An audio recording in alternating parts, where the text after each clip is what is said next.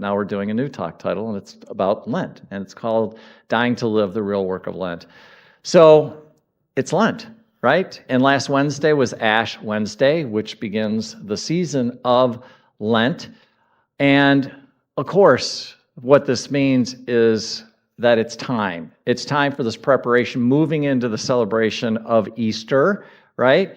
But the truth is, it really starts on Fat Tuesday, if you think about it. And Fat Tuesday is where we do what? We pick out on these amazing jelly donuts and we stuff ourselves, because in the true Lent tradition, basically we begin this 40-day of letting go of or giving something up. That is the Lent tradition. And Ash Wednesday, this is where the people, they put the ashes on the forehead. So for those of you, I'm sure many of you know this, but for those of you that don't, when you see the ashes on the forehead, that is often a Catholic tradition where they put it on their foreheads as a symbol of repentance. And the ashes specifically, what you may not realize is the ashes symbolizes this idea that, hey, we came from dust, representing the ashes, and we are returning to dust. That's what the symbology of the ashes is when they use that to mark the cross on their forehead when they're walking around. That's what that's about.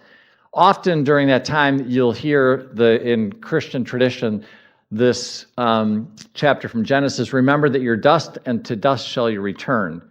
And that's not meant to depress you, by the way. However, it is letting you know that this experience called life is temporary. In other words, this isn't going to last forever.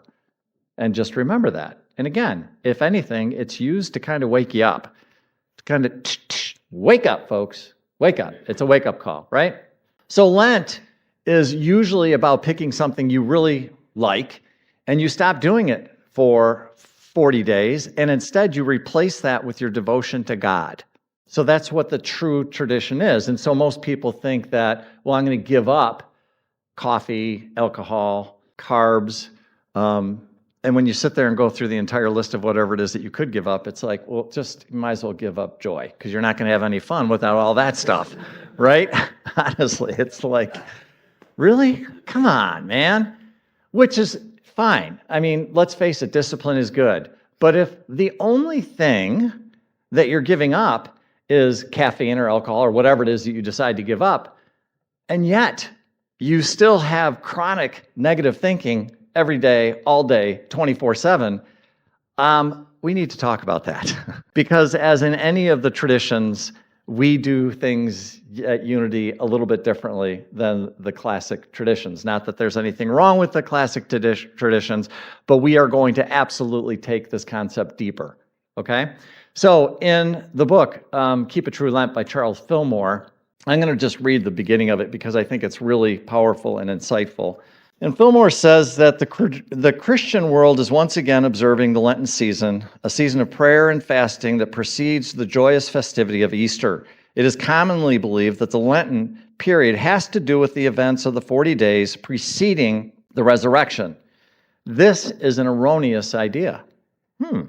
Lent is a church institution, and there is no authorization for it anywhere in the New Testament. The idea, however, has a sound spiritual basis. Moses, Elijah, and Jesus himself set a precedent for it. Each observed a 40-day period of prayer and fasting and a preparation for spiritual work. Moses received the Ten Commandments on Mount Sinai at the conclusion of his fast. Elijah talked with God on Mount Horeb at the conclusion of his period of prayer and fasting. Jesus began his great spiritual ministry at the close of his fast in the wilderness. So maybe there's something about this 40-day thing. The ancient Hebrew writers made a practice of using numbers to symbolize ideas. 40 in their minds was a foursquare number, suggesting the idea of a foundation for something to follow. In other words, we go through this thing and then something follows it. An idea of completeness. So the number 40 is frequently used in scriptures to indicate a completed preparation for something to follow. Oh, okay. When we consider Lent as a well-rounded or completed season of retreat from the things of the world for the cleansing of the mind and the recollection of the things of spirit, it becomes a true season of preparation for the glorious Easter tide, a preparation for the resurrection of the mind from the darkness of its doubts and false beliefs into the light of understanding. Does that sound just a little bit different than what we have been taught traditionally about what the season of Lent is about? Just a little bit, right? And so when we think about it, what Fillmore is explaining here is that from a metaphysical or spiritual perspective, Lent goes way deeper than just giving something up physically, right? He's talking about a preparation for spiritual work. So if you really want to engage in the tradition, really engage in it, then you would understand it's a preparation for spiritual work. And what is that spiritual work? A cleansing of the mind. So in other words, it's not giving something up, chocolate, caffeine, or whatever. It can be, but if you really want to take this to heart, if you really want to do it, then you'll follow the true purpose of it, which is about the cleansing of your mind. And you think about it, isn't, in a sense, the cleansing of the mind, when we talk about that, in a sense, letting go of something or the stopping of doing something? Wouldn't it be the same thing? Yeah. And so when we talk about it, Fillmore says specifically the cleansing of the mind. Of what? Doubts and fears. Oh, well, that's getting pretty specific, Mike. Uh-huh. Yeah. Ask you a question. Anybody here have any doubts or fears? Any? Maybe? Yeah. Like what? Oh, I don't know. Chronic doubt, self-sabotage, fear, procrastination, scarcity thinking, constant negative thinking, less than thinking, separation thinking, I can't change thinking, this is too hard thinking, I'm too old thinking, I'm too young thinking, it's too late thinking. Did I miss any? Did I? I'm too broken. Thank you. I'm too broken. Anything else? I'm too broke. I'm too broke. That's great, Bobby. That's great. Awesome. Folks, we all have this type of thinking going on, and all of us have become masters at one or two of them. You own it. It has become your identity. And all Fillmore is saying is, maybe it's time to think about giving that up. Maybe you can still live your life without embodying one of these things or one of these limited beliefs or one of these doubts, and maybe change. And so, having said that, I want to go back for a minute to a story that I think is so powerful, and I already mentioned it, but it's a story of when Jesus goes into the desert, and he goes through these three different trials. And so I'm just going to read to you from the book of Matthew. This is called the temptation of Jesus. Then Jesus was led up to the Spirit into the wilderness to be tempted by the devil. When he had fasted for 40 days and 40 nights, he was hungry afterward.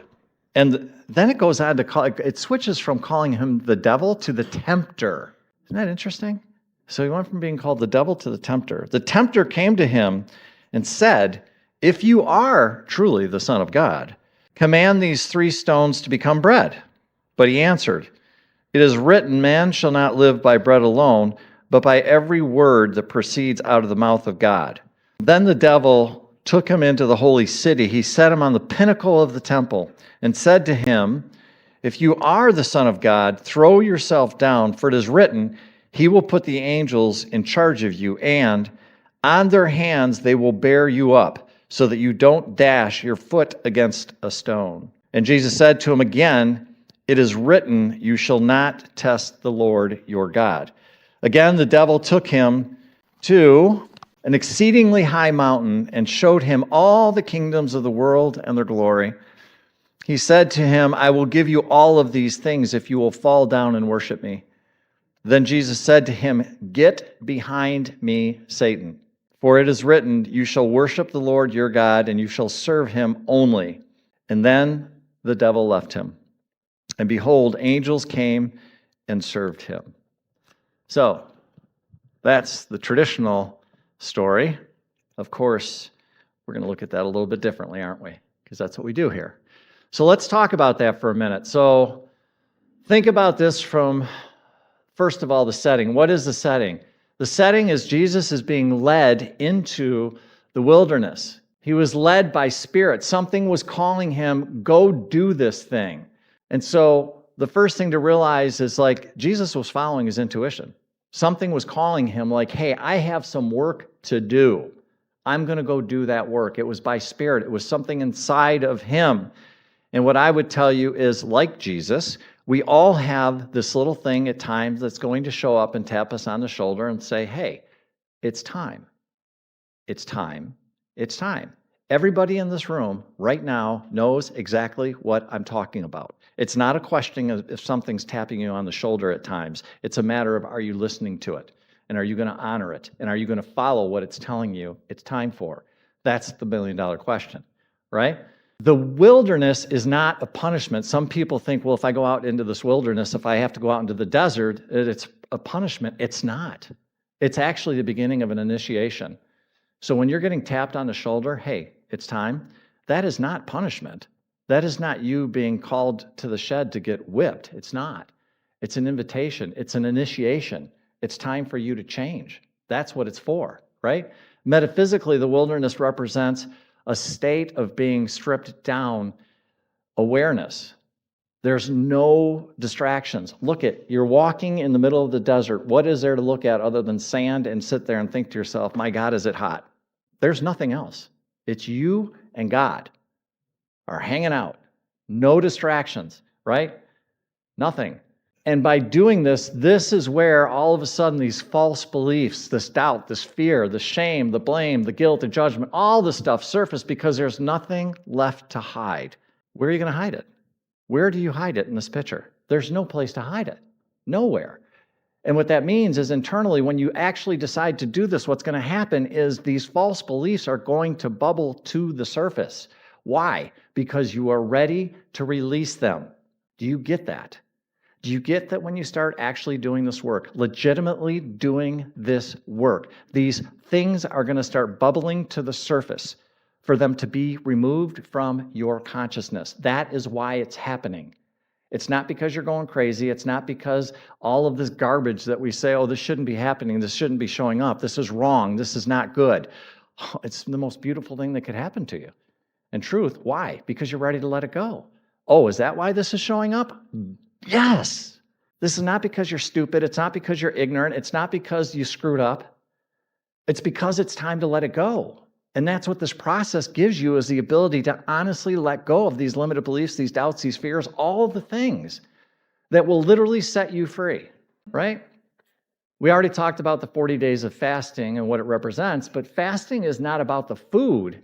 It's about this withdrawing attention from the outer world. So think about that for a minute. When you go through this process, metaphysically speaking, what are you doing? You are shutting everything off. You're turning off your damn cell phones. You're shutting off the news. You're shutting off everybody screaming, hollering, all the things that are trying to get your attention. You shut them off. Why? So you can finally frickin' listen to what your soul is trying to tell you. That's what you do. You shut it off. Don't worry, I promise you, this world will keep spinning while you're away. Trust me, I know. It will. But you got to shut it off. Why? So you can listen to what your heart, your soul is asking you to let go of. But as long as you got the stuff running in the background 24/7, constantly picking up your phone, constantly looking at social media, constantly picking up a paper, constantly looking at the news, it ain't going to happen. Sorry, folks. I wish I could tell you it was different, but it's not. You got to shut it off for a minute. Give yourself some space. Let yourself breathe. Let your soul have the room to do what it naturally does. Do that, right? When you stop feeding these distractions, that's all that is. Do you understand that? That's all this stuff is distraction that keeps you away from doing your work, from doing what you're trying to do. It just distracts you. And when you stop feeding them, you'll discover what's actually running you, which often false beliefs, doubts, fears, shame, blame, guilt, judgment, all the stuff.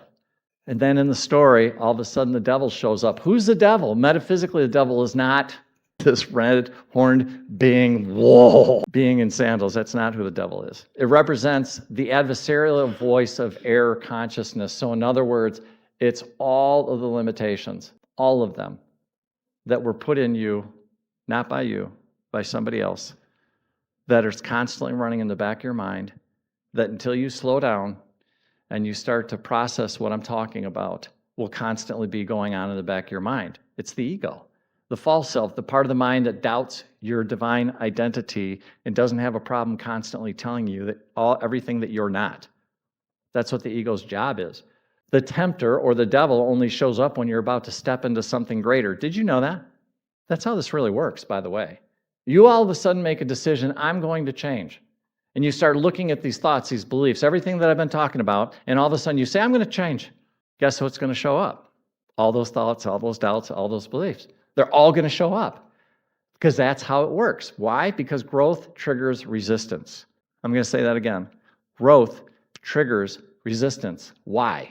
Your ego is very, very, very comfortable with where it's at and where you're at. Your ego does not want you to change anything. And the minute you make a decision and tell yourself, I'm going to start changing consciously, trust me when I tell you, your ego is going to show up and tell you all the reasons why you can't. I'm too old, I'm too fat, I'm too young, I'm too tall, I'm too whatever. I'm too stupid, I'm not smart enough. I'm all the things that's going to come up and convince you why you can't change. I'm not very good at changing. I suck. I'm just lazy. All these things are going to start showing up, and it's going to just sit there and hammer on you and try to tell you exactly why you can't change. Why? Because the ego wants you to stay stuck. The ego doesn't want you to move. So what's going to happen is when you decide to do this, guess who's showing up? The tempter. And the tempter is going to try to convince you that you can't. That you can't, right? And why is that? Doesn't want you to change. It doesn't want you to change. And then what happens is the first temptation shows up, right? Turn these stones into bread.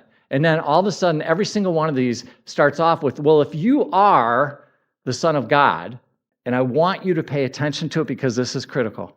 The ego in every single one of these temptations is going to start off with, and if you are God. And do you understand that is exactly the ego's way to keep you stuck?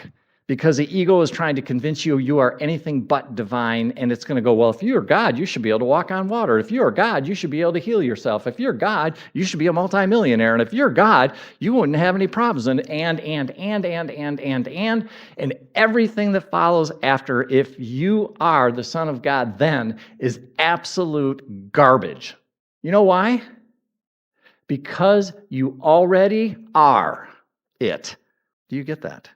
You already are the son or the daughter of God. Nothing can take that away from you. Nothing can take that away from you except your own thoughts and your own beliefs that tell you that you aren't. That's the only thing that can take it away from you. That's it. And that's why this is such a trick. This is why the ego is so powerful, right? So it starts off and says this. It questions Jesus' identity. This temptation represents the urge to use spiritual power for personal comfort and immediate gratification. That's not why we're doing this. That's not why we're doing this, right? Metaphysically, the stones represent hardened conditions. So in other words, you're looking at something and there's something in your life that you just don't think you can do anything about. And the bread is physical security. And the temptation says, provide your worth by fixing your outer circumstances. So what do we have a tendency to do? Instead of starting where first, instead of standing here first, we start doing what? Let's change all of this. And this is saying, don't do that. Unity is saying, don't do that. Unity always believes it starts here first. Change this first. The rest will follow. The rest will follow, right? Jesus responds, man shall not live by bread alone, meaning I am not sustained by material appearances. I don't care. That's what really that metaphysically meant when Jesus said that. Because Jesus was saying what? I don't live according to everything that's going on out there. I live from a spiritual consciousness. That's where I'm living from. That's where I'm coming from. And this is the temptation to solve everything externally instead of addressing the consciousness that created whatever the event or whatever it is that you got going on in your life. Then Jesus says what? Throw yourself down. Now the temptation shifts, right? If you are the Son of God, throw yourself down. This is a temptation to perform, to prove your spirituality. In order for me to really be all that in a bag of chips, I need to do this. No, you don't. You don't have to do anything. The truth is, the only thing you need to do is accept who and what you are, which is a beautiful child of God.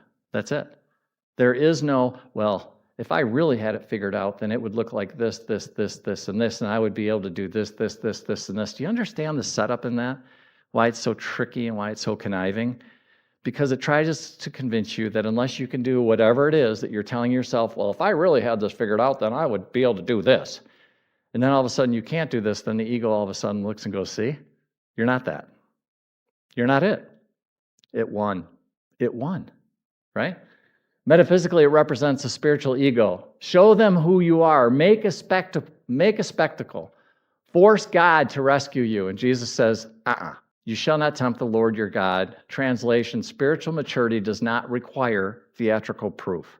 I don't care what happens out there. That's not important to me. I care a lot about what's going on inside of me. So you don't test truth, you embody it. That's the difference. And the third and final temptation is all the kingdoms of the world. This one is all about power. All this I will give to you if you fall down and worship me. Metaphysically, worshiping is the adversary. It's aligning with fear. It's aligning with ego. It's aligning with doubt. It's aligning with shame. It's aligning with all the stuff like that. And the temptation here is to compromise that principle for power. And that's not what this is about. It's not about power. It's just an acknowledgement of who you really are, right? So Jesus says, you shall worship the Lord your God, and only God shall serve you, meaning I will not trade my spiritual integrity for worldly gain. I'm not doing it. I'm not doing it, right? If you think about this from a bigger picture, from the metaphysical part, the entire story is about your identity, who you are. Each temptation begins with if you are, if you are, if you are. The ego always questions who you are right before the expansion. How dare you? How dare you? The wilderness reveals where you seek comfort over consciousness. That's what the ego, that's what this, the wilderness represents. This is where you crave validation. This is where you compromise for power. And each time Jesus answers with the same thing, with truth, with awareness. Like, no, we're not going to do that. And this is the metaphysical practice. And if you think about it, it's just three simple things that he does. First of all, he denies the error thinking. Second of all, he affirms the truth. And the third thing he does is he stands firm. It's that easy? Can be. Unless you want to complicate it some more. You can, but you don't have to. You don't. Oh, okay. And then what happens in the end? Remember? What happens at the end? Then the devil left him. What's the devil? The erroneous beliefs. So then eventually, once Jesus stood up to him and said, get out of here, knock it off, I'm not buying the story you're trying to sell me, then guess what happens? The devil leaves. The thoughts, the old beliefs, the old doubts, the old fears, all go silent. They go away. And what I'm going to tell you, and I mean this honestly with all my heart, for anybody who's really going to engage in this, I'm going to tell you this. That is exactly what will happen. First of all, the devil's going to show up and go, want. You can't change, you can't change, you can't change. You just got to stand up to it, look it right in the eyes and say, yes, I can, watch me. And eventually, those thoughts will start to dissipate and they'll start to go away. Why? Because you stood in your power and said, knock it off. That's how it works. That's how it works metaphysically, but even more importantly, I can sit there and pull out endless psychological texts that will prove what I'm talking about, because this is all neuroscience, folks. That's what this is. It's neuroscience. How do you change a belief? This is how you do it, right? So Lent isn't about just kind of pulling us all back together. And due to the time, we're not going to be able to do a meditation today. Oh, I know.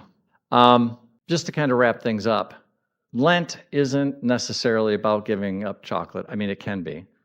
I mean, if that's what you really want it to be. This is where you're trying to turn stones into bread. This is where you're trying to prove yourself, where you're tempted to compromise your values. But the wilderness is a space where your identity, where you really land in your identity. And when you leave it, you leave empowered. So in other words, you go through this process, you go through the space where you wind up being empowered, not because the temptation disappeared. It's really and honestly because you finally, for once and for all, you remembered who you are. And so that's the great journey, my friends. That is really, in a nutshell, this is what the Lenten season is about. Is about you finally looking at your life and you finally going, enough is enough. And you finally looking at some stuff that you want to work on, and you actually bring it into consciousness, you bring it into light. In other words, you expose it, you let it come out, so you can see it and so you can release it and let it go. That's the true process of Lent. That is what the story is. That is what we're going to be doing through the next few weeks, 40 days actually. So My invitation to you is if there's something that you would like to work on. Anybody got anything they want to work on from a consciousness standpoint? One or two of you, thank God. For you too, my invitation is to spend time with this. And if you have any questions or thoughts, come see me. But it's not difficult to do. So if anybody's sitting here and going, this is confusing, I don't understand, let me just tell you that's your ego telling you don't change. That's what it's doing. For anybody that's sitting there, for anybody's brain that's sitting there saying it sounds like too much work, I don't want to do that, that's just your ego. This is truly an amazing and magical time of the year to be able to do this. And so, yes, give up the chocolate, the caffeine, the alcohol, if that's what you want to give up.